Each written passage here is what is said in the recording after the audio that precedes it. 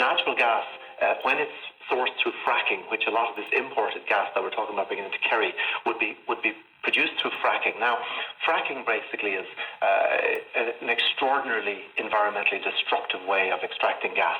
And worse than that, when natural gas is extracted through fracking, what you get with it is a huge amount of what are called fugitive emissions of methane. That means basically raw methane is released into the atmosphere.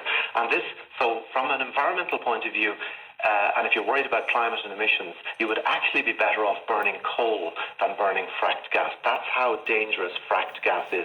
And the idea of anybody suggesting, for example, to import that into Kerry, I couldn't begin to imagine why somebody would think that's a good idea. So if you build, for example, you remember there was discussion about the natural gas terminal being installed down in Tarbert. Now, when you install hard facilities like that, you're looking at a 20 to 30 year investment, which means that will be used. When you build it, it will be used, which means you're committing yourself, no matter what the science says, you're committing yourself to get your money back on these huge investments, to continue, no matter how dangerous, to burn and import gas. And as I say, Jerry, I think it's important to stress that fracked gas, nobody, no sane person should be promoting fracked gas. And for example, in America, one of the states where fracked gas is a big deal is Pennsylvania.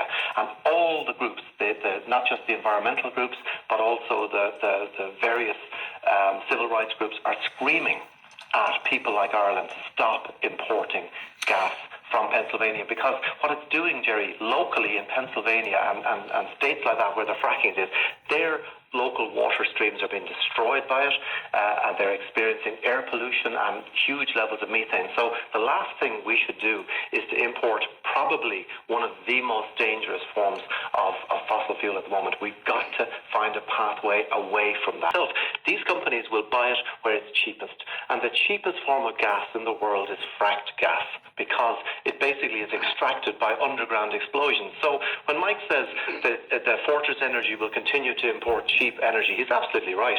And it's just hilarious to hear a public representative speaking up for these companies.